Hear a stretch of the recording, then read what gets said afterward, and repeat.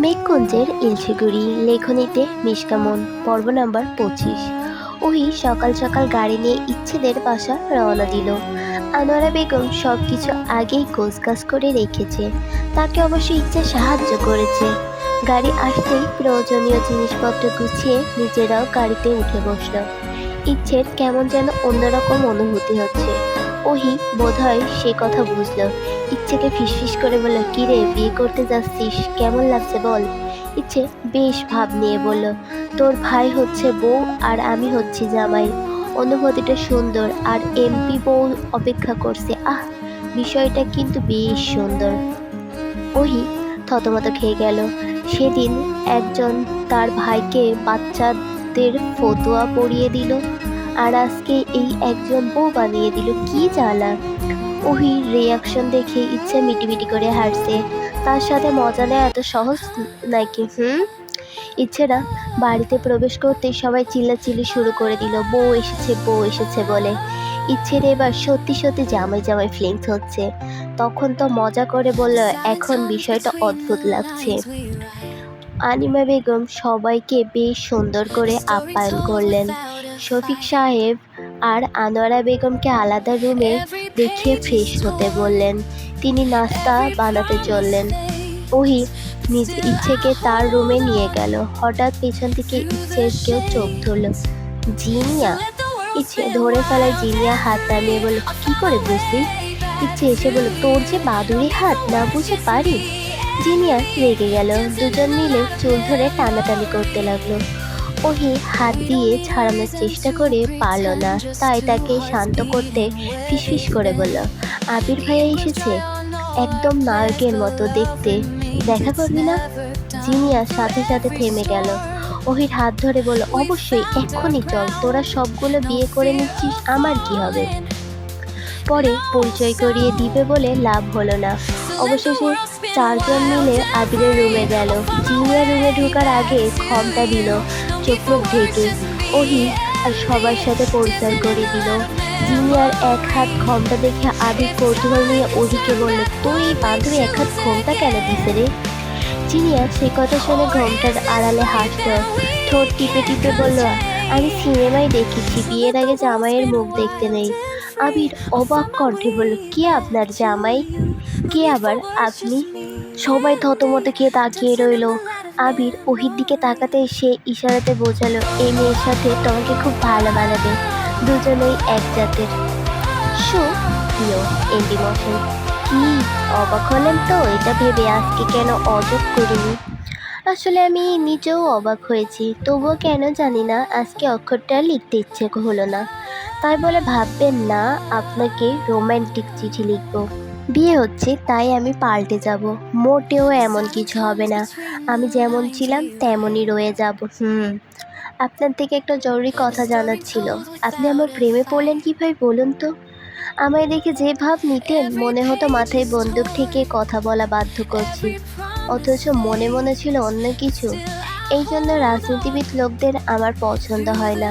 তারা মুখে এক, মনে আরেক। আবারও প্রমাণ হয়ে গেল। শুনুন, আপনার কপাল ভালো, এই ইচ্ছে রানী আপনাকে বিয়ে করতে রাজি হয়েছে, নইলে মনে হয় না এই জীবনে বউ পেতেন। আসলে এখনকার সময়ে আমার মতো শান্তশিষ্ট ভদ্র সিঙ্গেল মেয়ে পাওয়াই যায় না। আমি এক পিস ছিলাম শুধু। ভেবে দেখেছেন কি আপনি কত লাকি?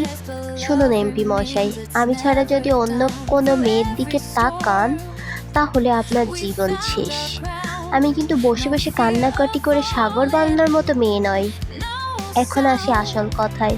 আমার কিছু শখ আছে, সেগুলো আপনাকে পূরণ করতে হবে। আপাতত 3টা বলছি, পরে বাকিগুলো বলবো। প্রথম শখ, দিনে আমাকে 100 বার ভালোবাসি বলবেন। আমি উত্তর করব না, তবুও বলবেন। ক্লান্ত হয়ে গেলে একটু আরাম করে নেবেন, অতঃপর আবার বলবেন। থামলে কিন্তু চলবে না, থামলেই মশলা ছাড়া রোস্ট বানিয়ে ফেলবো।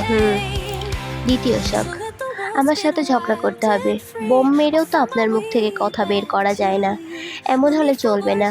আমি ঝগড়া করতে ভীষণ পছন্দ করি, কিন্তু একা একা কি করে ঝগড়া করা যায়? দেখা যাবে আমি ঝগড়া করছি, আপনি পাত্তাই দিলেন না, শুধু আপনার চেনা পরিচিত একটা ডায়লগ দিলেন, শোনো মেয়ে, ঝগড়াঝাটি করবে না, আমার পছন্দ না। তাহলে কিন্তু আদি আমার সাথে তাল মিলিয়ে পায়ে পা মিলিয়ে ঝগড়া করতে হবে এবং শেষ পর্যন্ত হার মেনে বলতে হবে তুমিই ঠিক, আমি ভুল, সব দোষ আমার। তৃতীয় শখ, আমার দাদা জানে প্রবল আত্মসম্মান, তিনি আপনার থেকে কিছু নেবেন না। আমি চাই প্রতিষ্ঠিত হয়ে তাদের জন্য কিছু করতে, আরও চাই তারা আজীবন বেঁচে থাকুক, কিন্তু তা তো সম্ভব নয়। সৃষ্টিকর্তা সবার সময় নির্ধারণ করে রেখেছেন। জানেন, আমি কখনো আমার বাবা মাকে দেখিনি, কখনো আফসোসও হয়নি মানুষ দুটো আমায় এতটা ভালোবেসেছে। আমার জীবনে কাছের মানুষের সংখ্যা খুব কম, কিন্তু এই কম সংখ্যক মানুষের ভালোবাসা অফুরন্ত। যাই হোক, কখনো আমাকে বিরক্ত লাগলে তবে সরাসরি বলে দিবেন। কি ভেবেছেন বলে দিলেই আপনাকে ছেড়ে চলে যাব? মোটেও না। একদম হাত পা ভেঙে সামনে বসিয়ে রাখবো। আপনাকে আমি অনেক অনেক বিরক্ত করব। আপনি বিরক্ত হবেন, আমি মিটিমিটি হাসবো, আর দেখবো আপনি কিছু বলতে পারবেন না। আর শুনুন, এই যে ডাকেন শোনো মেয়ে শোনো মেয়ে, বিয়ের পরেও কি এটা ডাকবেন? কি ভাবলেন মানা করব? একদম না, ডাকটা আমার মন্দ লাগে না। আপনার জন্য আবার একটা কবিতা ট্রাই করলাম। আপনি পাবেন না তো শালিকা, আমি আপনার বউ মালাইকা। ইতি, আপনার শোনো মেয়ে থেকে শোনো বউ হয়ে যাওয়ার একমাত্র উত্তরাধিকারী। অনুভব চিঠি পড়ে হারছে। মেয়েটা এত দুষ্টু, কখন তার রুমে এসে টেবিলের ওপর রেখে গেছে টেরই পায়নি। চিঠিতে আবার হুমকিও দিয়েছে হাত পা ভেঙে দিবে। সে এক হাত দিয়ে ধরলেই তো এই মেয়ে নড়াচড়া করতে পারবে না, আর হাত পা ভাঙা তো বিলাসিতা। হেসে বেশ জোরেই বলল, এই মেয়ে এতদিন আমায় আত পাগলা বানিয়ে ছেড়েছে, এবার তো ফুল পাগল বানিয়ে ছাড়বে। অনু মেয়েটা, কে তোমাকে পাগল বানাবে? আকলিমা বেগমের ডাক শুনে অনুভব ঝটপট চিটকুটটা লুকিয়ে ফেলল। হাসার চেষ্টা করে বলল, কেউ পাগল বানাবে না কাকিমণি, তুমি ভুল শুনেছ। আমি ভুল শুনলাম? হবে হয়তো। আচ্ছা শোনো, তুমি বিয়ের শপিং বাচ্চা দুটো মেয়ের হাতে দিয়েছিলে কেন? তারা তো অনেক কিছু কিনতে ভুলে গেছে, মেইন জিনিস গহনা, সেগুলো তো একটাও কিনে নাই। তোমার মা রাগারাগি করছে, সে কিছুতেই নতুন বউকে পুরাতন গহনা দিবে না।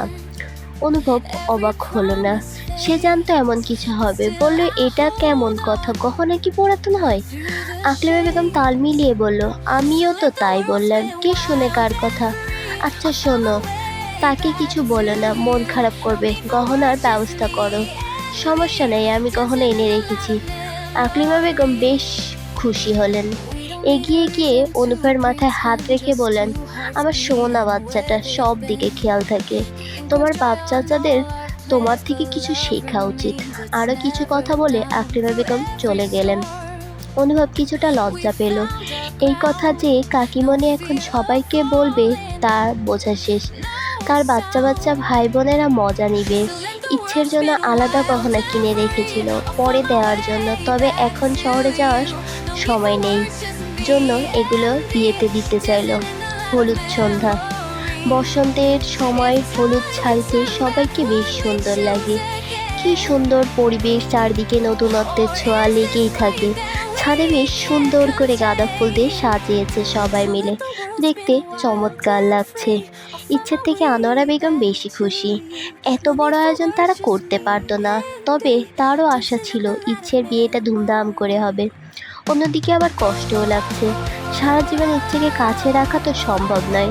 নিজেরও তো বয়স হয়েছে, একটা বিশ্বস্ত মানুষের কাছে মেয়েটাকে তুলে দিতে পারলে শান্তিতে মরতেও পারত। শফিক সাহেব দূরে দাঁড়িয়ে স্ত্রীর দিকে তাকিয়েছিলেন। আনোয়ারা বেগম পাশ ফিরতেই চোখে চোখ পড়ল। চমৎকার একটা হাসি উপহার দিলেন। এই মানুষটা তাকে অসম্ভব ভালোবাসে, তাই তো কোনোদিন মা হতে পারবে না জেনেও হাত ছাড়েনি, কখনো বুঝতেও দেয়নি। ওই যে কথায় বলে না, পুরুষ তার শখের নারীকে অসম্ভব ভালোবাসে, কথাটা শফিক সাহেবের জন্যই কার্যকর। শফিক সাহেব এগিয়ে আসলেন, মুচকি এসে বললেন, মন খারাপ করো না, ইচ্ছে সুখী হবে। আনোয়ারা বেগম উত্তর না দিয়ে তাকিয়ে রইলেন। তা দেখে আবার বললেন, কথা বলছো না যে?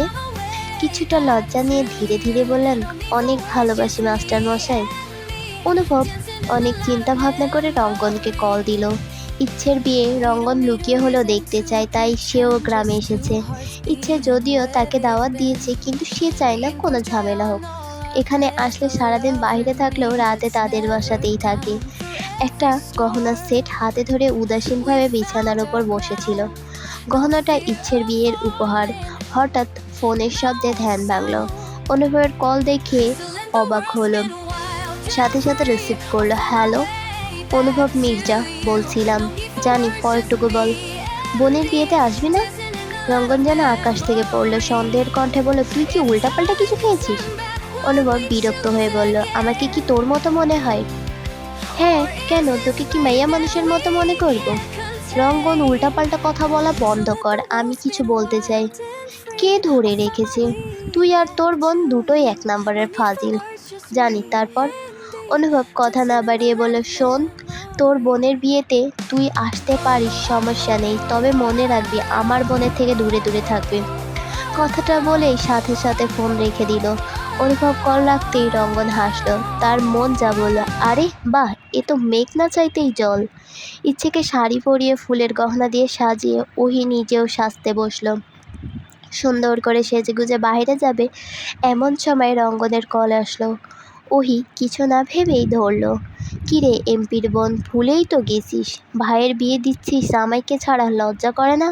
ওহি ভ্যাবাচিকা খেয়ে বলল, শুনুন, উল্টাপাল্টা কথা বলা বন্ধ করেন। এখন হলুদ পরানো হবে, পরে কথা বলবো। তুই শুধু ফোন কেটে দেখ, তোর ভাইয়ের আগে আমি বিয়ে করে নেব। অন্য কাউকে নয়, তোকেই। ওহি বিরক্ত নিয়ে বলল, আসুন, নিয়ে যান আমায়, দেখি আপনার কত সাহস। রঙ্গন মুস্কি হেসে বলল, मेहंदी लगा के रखना, डोली सजा के रखना, मेहंदी लगा के रखना, डोली सजा के रखना, लेने तुझे ओ गोरी आएंगे तेरे सजना। ওহি সিরিয়াসলি নিল না, তাই বলল, ঠিক আছে, পাঞ্জাবি পরে আসেন। রঙ্গন পকেট থেকে সিগারেট বের করতে করতে বলল, শোন, আমি পাঞ্জাবি পরে গেলে তোর ভাইকে রেখে সবাই আমার দিকে তাকিয়ে থাকবে। নায়ক মানুষ বলে কথা। নায়ক নয়, ওটা খলনায়ক হবে। ইসিকে স্টেজে নিয়ে গিয়ে বসাতেই সবাই ছবি টবি তুলতে লাগলো। আবির ক্যামেরা এনেছে বড় বড় ছবি তোলার জন্য, কিন্তু তাকে জোর করে ছবি তোলাচ্ছে জিনিয়া। বেচারা বিরক্ত হয়ে এদিক ওদিক তাকাচ্ছে সাহায্যের আশায়, কিন্তু কেউ এগিয়ে আসছে না, সবাই মজা নিচ্ছে। অনিমা বেগম সবার আগে আনোয়ারা বেগমকে হলুদ ছোঁয়াতে বললেন। তিনিও সম্মতি দিয়ে এগিয়ে গেলেন। অনুভব রেডি হচ্ছে, এখনও আসেনি। ওহি গিয়ে ইচ্ছের পাশে বসে ফিসফিস করে বলল, সই, তোকে যে সুন্দর লাগছে, ইচ্ছে করছে আমিই বিয়ে করে নিই। ইচ্ছে মুচকি হেসে বলল, সামনে তাকিয়ে বল, কাকে বিয়ে করতে চাস?